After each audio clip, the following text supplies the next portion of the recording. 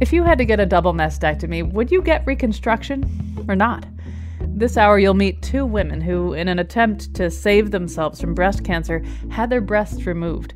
One had a mutation in her BRCA2 gene and had preventive surgery. She declined getting implants. The new body, the one that's not going to kill me. I'm so excited to meet that body.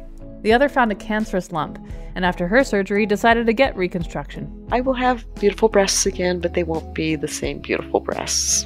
They spoke with me shortly before their surgeries, updated me right after, and then reflected on their choices almost a year later.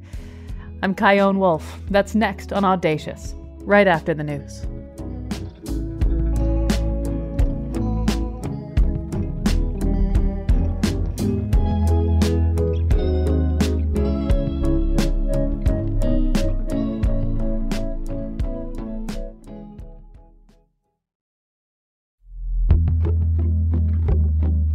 From Connecticut Public Radio, this is Audacious. I'm Kyone Wolfe.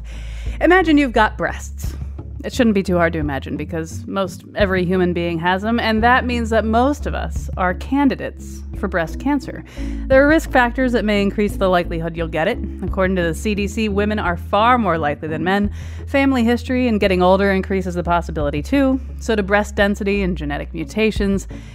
This hour, we're going to hear some very intimate conversations with two women who go through the process of getting a double mastectomy, the removal of all the breast tissue.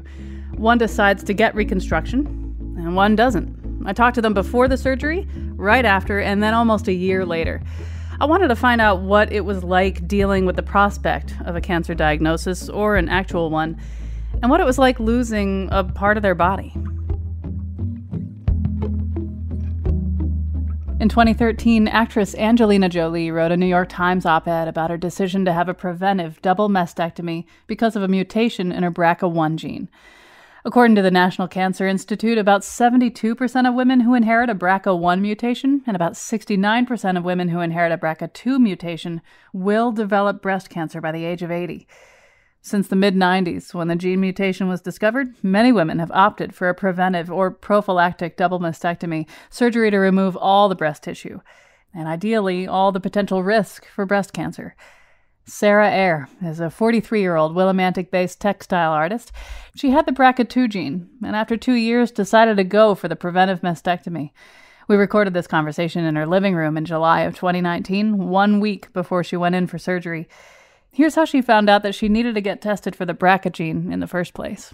So the summer of 2017, I met up with my half-sister for coffee, and she let me know that our biological mother had a test, a genetic test, and that she had come up positive for the BRCA2 gene.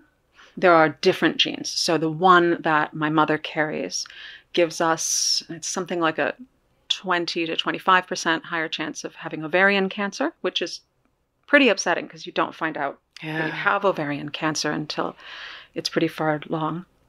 And something in the neighborhood of 70 to 80% of a chance of having breast cancer if you have the gene. If you're a direct descendant of someone who has the gene, you've got a 50-50 chance of inheriting the gene. So, big news for my sister, 2017. How did that feel? You know, it sounds like it's just bad, right? It sounds like, oh, wow, that's horrible. But it was an answer to this question that had been in our family for a really long time. My mom had problems in her early 20s, uterine, and my grandmother had lost both of her breasts to breast cancer. She had other issues with cancer, and it had taken her life. And I had grown up watching that, my great-grandmother as well. And so I had spent my entire life being told, you need to watch out for cancer. You need to make sure that all your doctors are aware of our family history. And you know, in the 2000s, you heard about the BRCA genes. And so hearing finally that the boogeyman in my closet was real, had a name, and there was a plan, it was amazing. I mean, I didn't want to come up BRCA positive, but if I did, it was like having a plan. There was something you could do. And so what happened next? I immediately called my doctor, like that. And I was with a genetic counselor, I think within a week and a half. She called me back in, and I sat down with this wonderful woman, and she explained to me that I was positive, that it meant this percentage of risk here, this percentage of risk here, that I had also risks for melanoma and colon cancer and things I didn't even know to expect. And then she let me know that insurance would cover an awful lot of procedures to make me feel safer and to probably be safer, let's be real. Yeah. And at that point, I immediately made plans for an oophorectomy, which is when you have your ovaries removed. And it's been a huge relief. I was rapidly thrown into menopause. That's an adventure. I sweat a lot, like so much. It's remarkable. But I don't worry about ovarian cancer anymore. And that feels like freedom. When you found out that you had the BRCA gene, Yeah. and you had to make this decision to have the double mastectomy, and then to consider whether or not you would have reconstructive surgery, Yeah. those were some big decisions. Now, these are old things you wrote in your blog that I'm going to ask you about. Okay, cool. When it comes to your breasts, you said 2 years ago, I keep coming back to very core concepts, though. I nursed. I hug my chest when I'm sad or scared or even just tired. Being able to run downstairs or at all bra-free might be rad, but I'm just not feeling it. I don't know. Mastectomy feels like the mutilation of healthy tissue, and while I know that isn't necessarily the case, I'm very unsure of it. How does it feel hearing that? I felt so ambiguous in the beginning because it happened so fast. I spent a lot of time talking to people who've had mastectomies, both due to cancer and not. And a lot of it came down to this image that I had of this as an amputation. I don't feel that way as much anymore. What changed? I don't see them as necessary. Your boobs. No, not at all. It's always going to make me sad that my breasts, the breasts that I fed children with, they'll be gone. That sucks. Man, that sucks. I have such a connection to that act and that image and that feeling. That was beautiful, cool. That your body could do that. Awe-inspiring. Yeah. The body's just great. That said, that statement in there about running, that was what started to shift my mind on so much of this. Oh, wow, running without a bra, that would be rad, because sports bras, they make it hard for you to breathe. And then I started thinking just like, what would it be like to not wear a bra? Okay, so once I realized I wouldn't have to wear a bra, the game changed. I just stopped wearing them most of the time. Life is great when you don't wear a bra. Like, I never minded them at all until I thought about it. And then I was like, I can't stand bras. And then I started thinking about, like, why do I have to wear one ever at all? And then I felt really goddamn oppressed. I started thinking about the ways that my body has to be proper. It has to be right. And then I was just pissed off. I was just so pissed off. My body has to be right in 101 different ways. And so much of that has to do with my breasts. And I don't like it. And when I was getting ready to do the mastectomy, and I'm not mad at my doctors about this at all. But there was just this default assumption that I would want reconstruction. Most of the people that I know who've had this have had some form of reconstruction, and that's fine. That's great. But I wasn't sure why I would want it. So now I'm spending a lot of time, I feel like I'm nesting for my mastectomy. I'm on these Facebook sewing groups and talking to all my friends who that's what I do. I'm a textile artist. And we're like planning, what will my new body look like? A lot of people who do this thing going flat, they'll try to, wear clothes that kind of fill in the space, or they'll, wear breast forms. And that's fine too. I'm not interested in that because, again, no bras.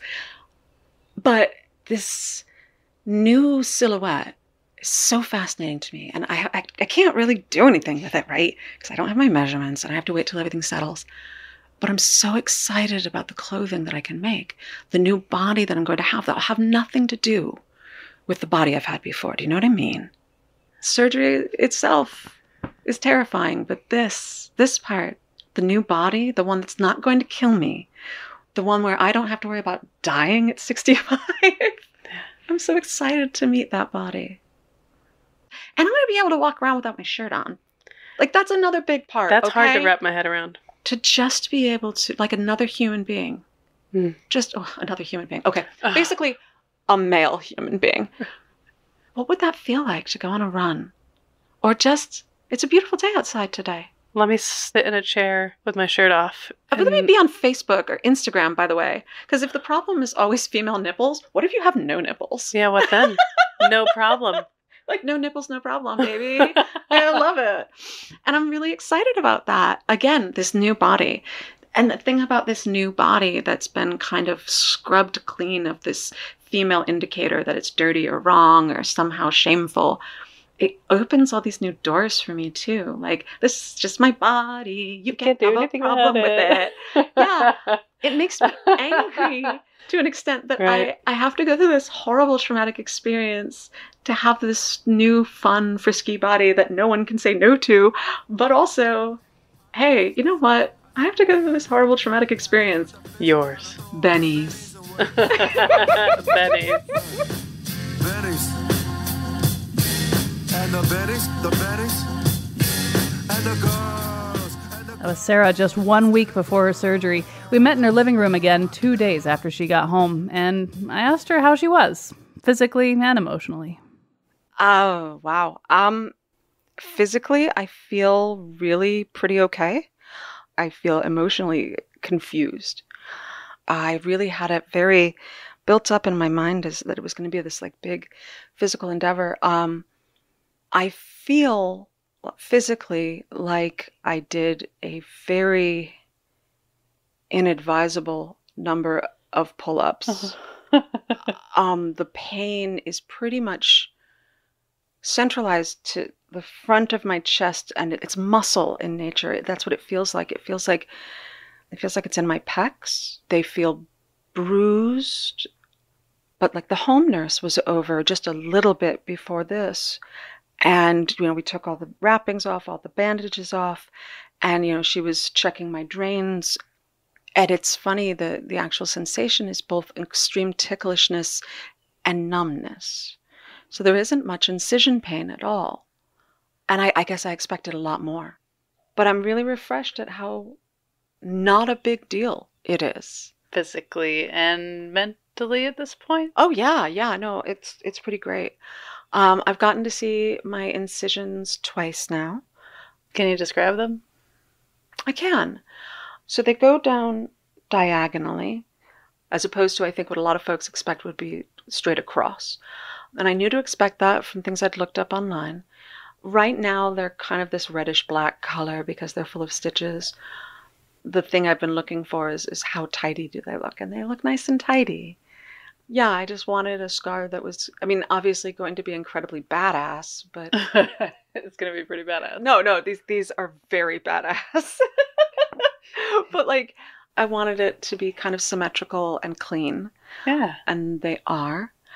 What was it like the first time you saw your bare chest? Was any of it a surprise to you? I knew what to expect in general, because I'd spent a lot of time online. But this is you. I know, right? It sounds so vain, but I felt really pleased. Just like, oh, that's cute. Which I didn't expect. What did you expect? I don't know. Not that's cute. I'm still a little bruised. There are a couple, there's some swelling and what have you. And the drains are just very medical. And this is not something that you see. You don't see this kind of body anywhere. You don't see it on the street. You don't see it in magazines. You don't see it in movies. So you're never taught to see it like, oh, that's cute. But I kind of liked it.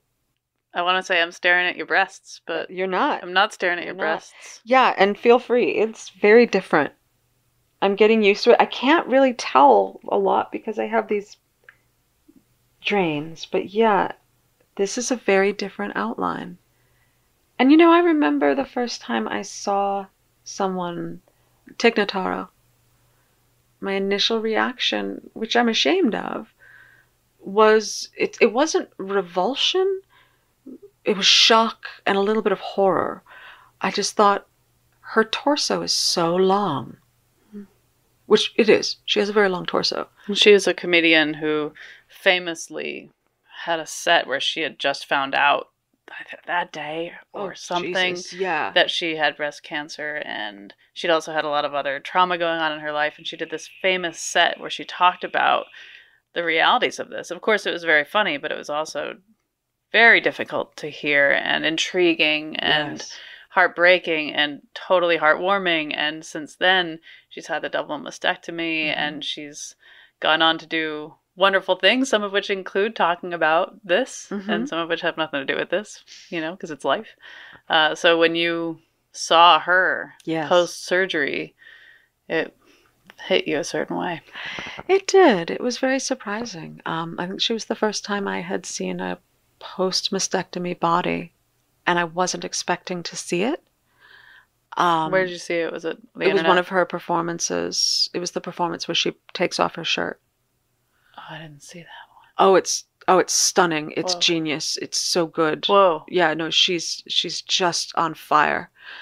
But I was distracted by just the reality of her body, which I think is part of what she's doing. And then I was just fascinated. And I've gone back to that moment over and over again. And I think, and it was huge seeing that, seeing her. Did you see this as you were going in these last 2 years of deliberations and I did. sitting with this? Wow. I did. And so to have that kind of unexpectedly happen and be like, oh, okay. And in the context of a comedian. But of someone I really, really enjoy. Yeah. Yeah, it was very surprising because it's not a kind of body that you see. I feel like I see so many different types of bodies, but never this. But it started giving me a baseline. But it was very surprising. And I don't take offense if you're drawn to looking, especially in the beginning. I kind of expect everyone to be kind of like, okay, what's... There it is. Or isn't. There it isn't. There they aren't. Yeah. Because I'm certainly fascinated. I'm absolutely fascinated by what this looks like and feels like, and so and doesn't feel like, 'cause right. you're numb. So I can't blame other people if they're like, Staring. I am sure that I will get tired of it soon, but also I think it'll be a lot less recognizable in a little while.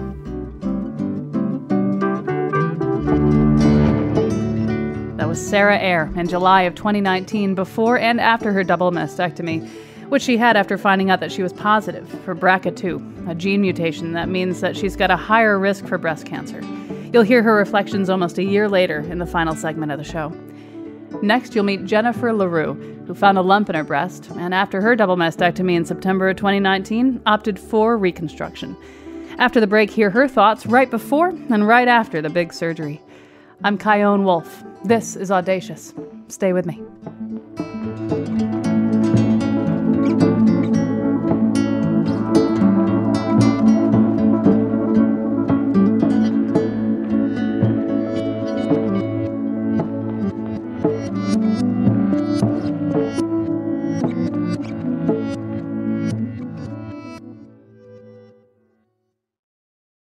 This is Audacious. I'm Kyone Wolfe.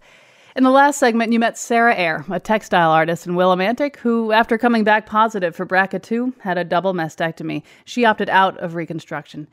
Now meet 59-year-old Jennifer LaRue. She's a freelance writer and the director of public programs at the Mark Twain House and Museum in Hartford.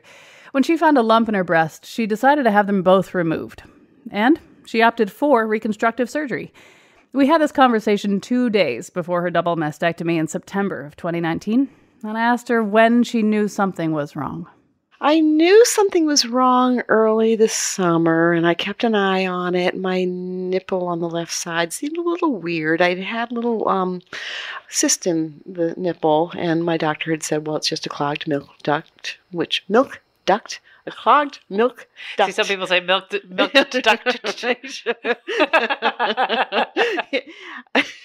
It was a clogged milk duct. Nailed it.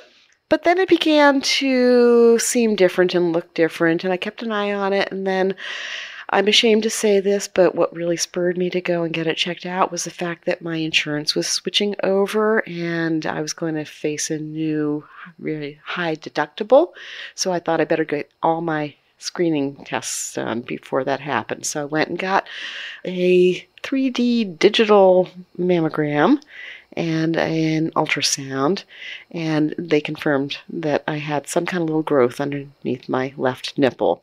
They didn't know what it was, so I had to go have a biopsy. What was that like? Hurt like hell. You can swear. It hurt like hell. So when you got the results? Well, so I was in a staff meeting at the Mark Twain House where I work, and the phone call came in. I excused myself and went out to my car to talk to the doctor, and she confirmed that I, in fact, had breast cancer.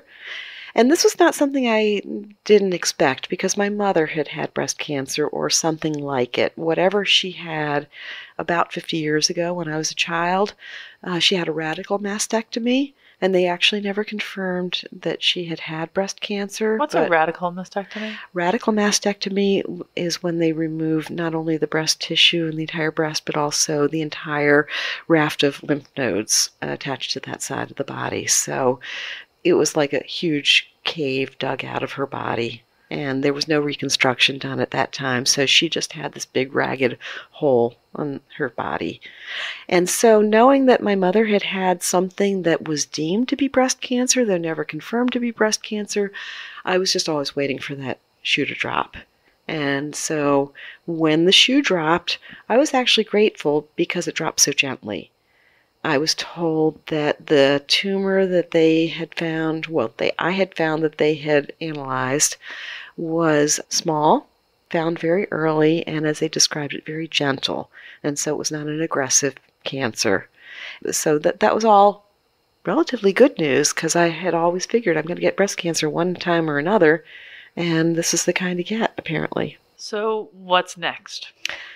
I will have both of my breasts removed, and my left nipple particularly will be removed because the tumor is attached to the underside of that nipple.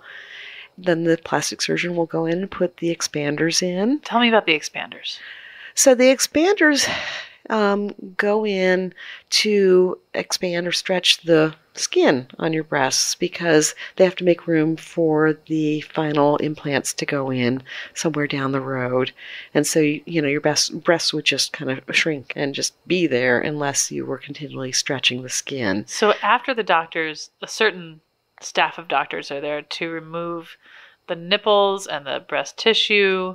A different set of doctors comes in for the reconstruction. It's actually awesome because my two doctors work together all the time. Cool. They're like a team. So Dr. Eisenberg and Dr. DeLucia, they're like, Laurel and Hardy or whoever. But they were they're both lovely, really friendly, really funny people. And so they're a well-oiled machine. Dr. Eisenberg is going to cut away all the tissue, the breast tissue, and Dr. DeLucia is going to move right in and put those expanders in and sew me back up. As far as you know, what is it going to feel like with the expanders in, and how long until they can take the next step? Most of the time, the expanders have to be implanted underneath the muscle in your chest cavity, so that's a little bit firmer, and it's going to hurt, and everybody says it hurts. And I am committed to trying my best to not take any opiates. Oh, and also, we talked about nipples. I'm only losing my left nipple. I'm actually preserving my right nipple. Gotcha. And I'm really glad about that because I like my little nipples. Yeah. Will they be able to take your remaining nipple as an inspiration for the replacement nipple? And how does a replacement nipple, if that's the right word for it, how do they make those? Well, that's a little bit sad to me. So no, the replacement nipple will be a mere shadow of the original nipple because it's really just a tattoo. Down the line, after my reconstruction is complete, and we'll talk more about that in a moment, but I will go to a tattoo artist who specializes in 3D nipple replication and get a nipple that kind of sort of looks like my other nipple. So it'll be maybe like a template or a blank spot for a nipple to be tattooed later? No, well, I'm just going to come out of this with an incision across my breast, and that again, because I have to take the nipple off, there's just going to be an incision that's been closed up there. So it's going to be this kind of blank canvas, but not a very perfect canvas. I'm considering doing something other than trying to replicate a nipple look. One thing I've talked about and thought about is I'm from Maryland. I love Maryland. The Maryland state flower is the black-eyed Susan, and I'm thinking of having little black-eyed Susan tattooed there rather than a nipple-looking thing that really is never going to look exactly like a nipple. And it's also very possible that the right nipple won't survive. There's a fairly high percentage of nipples that don't, because what's left after the surgery is a very thin layer of fat and tissue and blood supply, and sometimes the nipple just doesn't make it, and what happens is it turns black and it falls off, and you have to do something to account for that or accommodate that. And I'm hoping that doesn't happen again, because it's kind of the last vestige of what I originally started out with. But the bottom line is, if this is sparing me, this bilateral mastectomy is sparing me ever having to worry about breast cancer again as long as I live. If I lose both my nipples, so be it. You had the decision to not have reconstructive surgery. Was there a hesitation? Did you know that reconstruction was the way you wanted to go, or was it a hard decision? Talk me through that. I never hesitated, and I know that there are different ways to approach this. I am single for the first time in my adult life, and I'm, approaching 60, and I'm not ready to not have breasts, and I'm kind of looking forward to having a new set of breasts and seeing what adventures might occur with them. I completely understand any decision that anybody makes on their own behalf, but for me, I never even thought twice.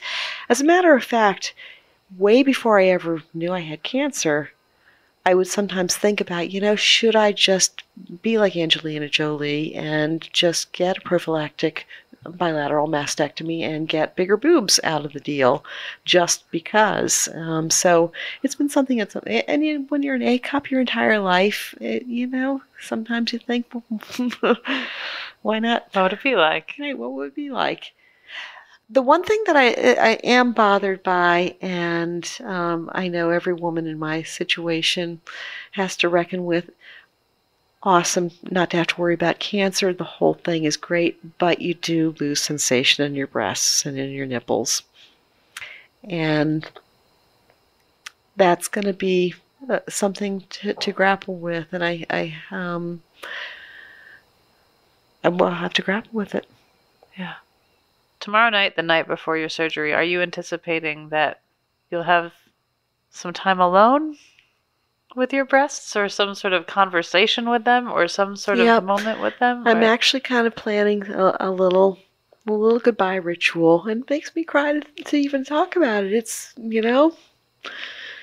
I've got a little something planned just to say goodbye and thank you, mostly thank you, because they've done a good job for me, and I know that they're not going to feel the same anymore, and they're going to look the same. So yeah, I'm going to say goodbye to them. Yeah, I do feel sad, because the things that really about my body that work the best, my eyes. I've been told I have beautiful eyes. I've been told I have a beautiful smile, and I've been told I have beautiful breasts, and that's been kind of the thing that has been a focus. And I will have beautiful breasts again, but they won't be the same beautiful breasts. Is there anything that we haven't talked about that you want to talk about? I persist in believing that people are good. And I'll tell you, something like this, people emerge and come up and show how good they are. People you might not even suspect could be that good or nice. Just rise to the occasion. And so that's something I'd like to emphasize and maybe come back to once I'm a little farther down the path. So here's to my boobalicious new boobs. Toast to the boobs. Toast to the boobs.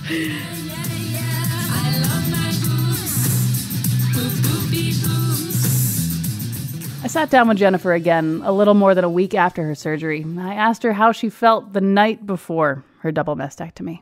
The night before, I was pretty tired. I think I had talked myself out of being maudlin, but I did spend a moment bare-chested in front of the mirror in my bathroom and showed my boobs a little bit of love and thanked them for all the good work they've done for me and for, being part of my life for so long. And they really did do a good job for me, and I was grateful, but one of them was in very bad pain and very bad shape. So both of them did what needed to be done. And so in that respect, I feel like they continued to serve me well. I know I should feel a certain way, but all I feel is so happy about my place in the world, that I have so many people around me that I love and who love me enough to be there for me. And I feel like I have now this big, huge event in my life pretty much behind me. And I'm feeling a lot of strength and optimism and joy at the thought of what's coming next. So when you got home, what were the instructions? What were you told you should definitely do, definitely not do? What did you need? I'm not allowed to lift anything that weighs more than 10 pounds, which they told me is about the weight of a gallon of milk. So that's pretty easy to comply with, except my dog weighs something like 15 pounds. So that's been a little bit of trickiness, and I might have broken the rules a time or two. Other things, not allowed to lift your hands over shoulder height. So you have to lift each of your arms out to the side 10 times, and then you have to do 10 bicep curls, and then you have to lift your arms straight out in front of you 10 times as well. And you need to do that 3 times a day. And they just trust you to do that? They're counting on you to do that. No, it's really super important. In fact, this is one of the things that my friend Rachel told me before my surgery was make sure you start lifting your arms as soon as you can, because they kind of get stuck in place if you don't. So I've been all about moving the arms. I probably do it more than the 3 times a day that they told me to do. And it's also very, very humbling to have been an able-bodied person and suddenly reduced to, doing 10 bicep curls with no weight in your hand. So it's humbling, and also makes you very, again, I know I keep coming back to this, but just so grateful for our bodies and what they can do for us. And how quickly they can heal. Oh my God, I can't believe this. Okay, well, I'll tell you a story. So the tumor was in my left breast under the nipple, and they always, when they're removing a breast, they'll check the sentinel lymph node, and if they find that cancer is in that sentinel lymph node, they will take additional lymph nodes and send them out to be tested. And so everybody was pretty surprised when we found that I did have a tiny, tiny, tiny little drop of cancer in that sentinel lymph node. And so when the surgeon and I spoke right after my surgery, he said he had to take out a number of other lymph nodes from under my arm. And the happy news is that the testing came back and none of those additional lymph nodes had any cancer in them whatsoever. And the little bit that was in the sentinel was just very, very minor, minuscule. So I'm not sure what next steps are, but I started to tell you this story by way of saying, so I had a different surgery on my left side than my right because no lymph nodes were removed on my right side. And so my left arm is going to behave a little bit differently. So if you hadn't had this surgery and they hadn't noticed that it had just barely started going up into your lymph nodes on the side of your body that it was originally, that's scary, right? That means it was on its way towards spreading into the rest of your body. I hadn't thought about it that way. You're welcome. Thanks. Great. Glad I can help. Well, no, it surprised everybody because everybody who talked about this tumor before it was removed described it as it being a very gentle cancer, very gentle, not aggressive. So everybody was surprised that this gentle cancer had made any effort to reach out whatsoever. And so cancer is a wily creature. Yeah. So the first part of the surgery, they removed tissue. Yep. And the second big section of it was inserting the expanders. Correct. So now they're in there. Are they full of anything, or are they totally deflated at this point? They must be full of something because, I mean, look at me. You do have some bust. I do have a tiny bit of bust there. Mm-hmm. And so that's not me because they took out every ounce of breast tissue because they have to make sure that they got every cancer cell. The big stuff is behind me, but every week I'm going to endure a bunch of discomfort at least until this process is done. And then, of course, when all that's done, at some point down the road, he'll take me back in, and it's not even an overnight stay. They just open you back up and put your boobs in.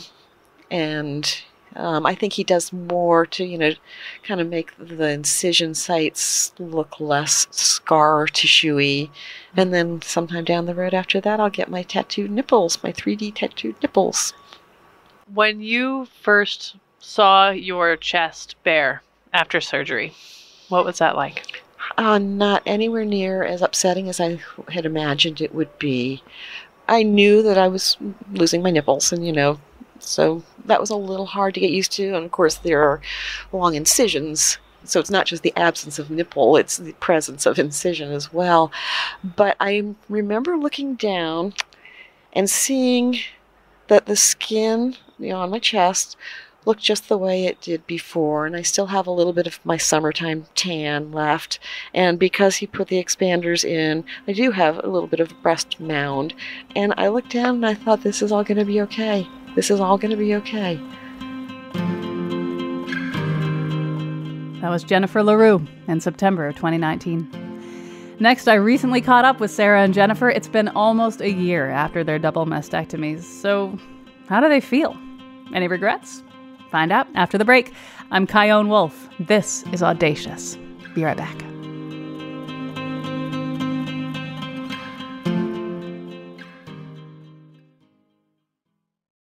This is Audacious. I'm Kyone Wolf. You've been hearing from Sarah Eyre and Jennifer LaRue, two women who had double mastectomies. Jennifer opted for reconstruction, and Sarah did not. I spoke with each of them before and after their surgeries, and I caught up with both of them this month, almost a year down the line. Jennifer had a cancerous lump behind one of her nipples, and the night before she had both of her breasts removed, she told me that she spent some time topless in front of a mirror, thanking them. I asked her if she still thinks about her breasts. Not often, but I do. I had really nice nipples. They were really, really nice nipples, and I do miss my nipples. And I took pictures of them, so I always can remember what they were like.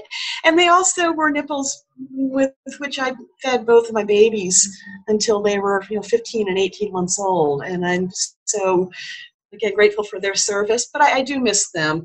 But it's not the kind of thing I dwell on a lot. Now, I miss the old ones a little bit more when I'm being intimate with somebody, but thus far, it has not been an issue. When you are being intimate with somebody, do they always know beforehand that you've had this surgery?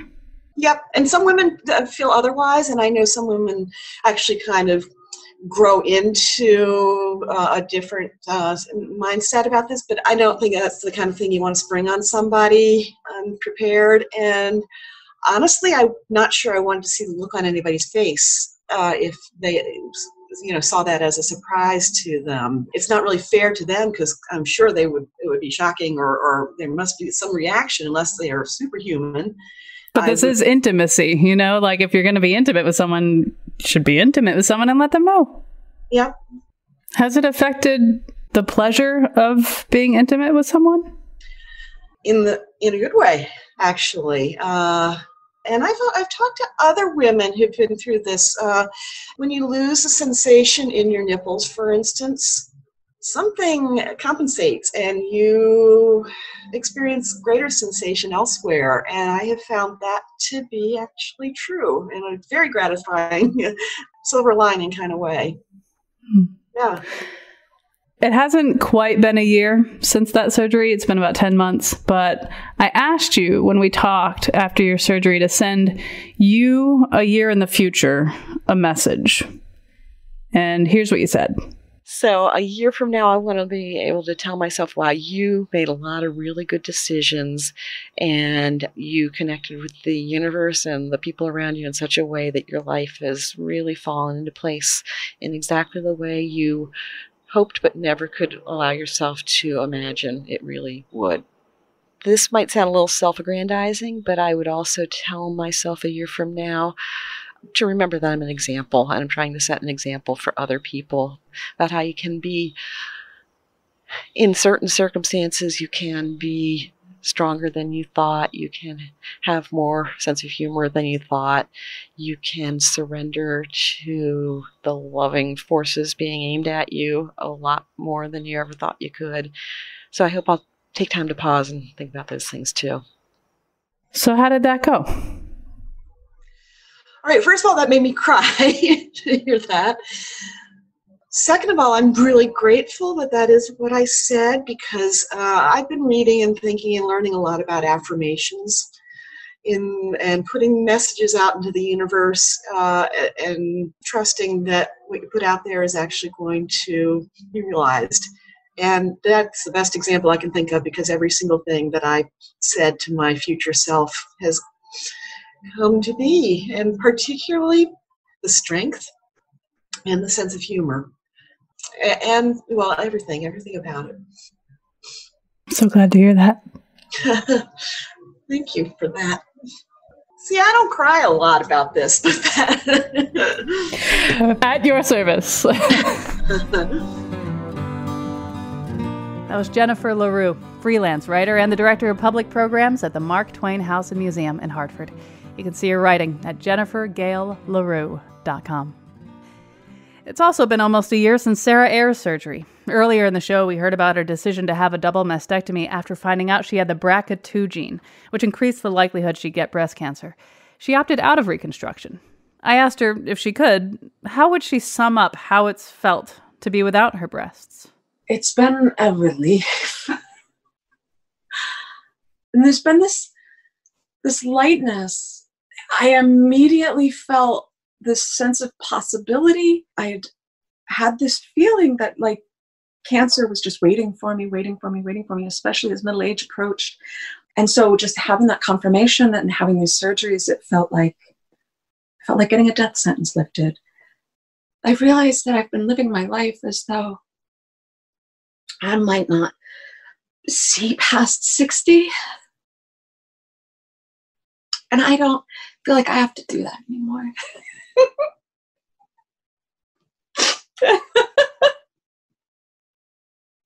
And I am just so excited.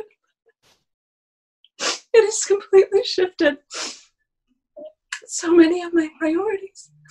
Like the long term, I very much want to just plan out how I'm going to shovel life into my mouth.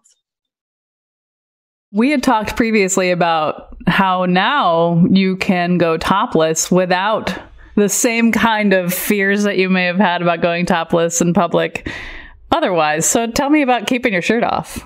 You can't keep a shirt on me now. Will you tell me about the first time that you did it?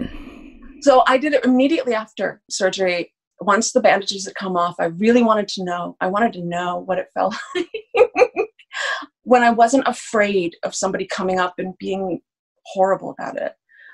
So I went up to Bigelow State Park out in the woods because I just, oh man, I love being out in the woods, which was probably a terrible idea because Lyme disease is a real thing. So I went out and I just risked Lyme disease and I just sat on my car hood and I took my shirt off next to a river and just sat there, and it felt stunning. Like I actually felt stunned. Just, this is something I can do. I took a picture, like this is something I can do. This is something I did. I stayed kind of in the shade. I don't know why. I was so afraid, like it could hurt my incisions somehow. I got mosquito bitten to hell. It was great because I had proof I was there. And ever since then, if I have the opportunity, I pretty much do. I'd asked you to send a message to yourself a year from now. And this is what you said. I'm doing this thing, this big, scary thing, with the hopes that it's going to grant me more time. Like a lot more time. In a year, I'd like myself to not be wasting my time. I'd like to be doing the things that matter to me without inhibition. I'd like to be talking more about the things that I've been thinking about lately. Bodies. Why they're important, why they aren't. What does and doesn't matter about them. And I really, really hope that I'm taking advantage of this new form. I'm so excited to see it and meet it. I intend to have it out in the world in a very active and participatory way. I want the tit-free, fear-free Sarah to be very out there, running so much without bras. Oh God. Yeah, I want a year from now me, to be fear-free. That's what I'm looking for. So hey, me, a year from now. If you're still wasting your time being afraid, doing things you really don't have time for, you've screwed it up. Start fresh. There's always time to start fresh. So how did you do? I really, really boffed it on the being out in the world part. Well, I mean, COVID. We didn't see it coming. I think, though, I feel pretty good about the rest of it. I really do. I really actively love this body. I'm still surprised by how much and how deeply and how passionately and how protectively I feel about this body. It's been a way to reclaim something that never felt like it was mine. What would you say to yourself the night before your surgery, knowing all you know now? Oh, the surgery itself is just not it's just not as bad as you think it is. Anesthesia works. Thanks, Horace Wells. Every time, anesthesia is just the blessing it's going to be. Outside of that, oh God, it's wonderful, it's wonderful, it's wonderful. Just run right into it. It's exactly as great as you think it's going to be, and just a little bit better. It's so good when they're gone. And every person who ever said they were great, they can have them. Oh my God. Oh, the sense that I was always supposed to have these things is wrong. It's wrong. It's wrong. They were always wrong. I never wanted them, and it's okay to give them up. Oh God, just go with your gut. Just go with your gut. It's so good to be free. Huh. That was Willimantic-based textile artist Sarah Eyre. You can find her at patreon.com/Sarah Eyre. That's Sarah with an H, E-Y-R-E. The American Cancer Society says women should begin having yearly mammograms by age 45, and every other year beginning at age 55. But there may be a lot more to it than that, so we'll have more information on risk factors, breast self-exams, and BRCA mutations at our webpage. Audacious is produced by me and Katie Tolarski at Connecticut Public Radio in Hartford. You can find more information and subscribe to our show at ctpublic.org/audacious. You can find me on Facebook, Instagram, and Twitter at Kyone Wolf. And if breast cancer has affected your life, I really want to hear your thoughts. My email is cwolf@ctpublic.org. And online, use the hashtag AudaciousPublic. Thanks for listening.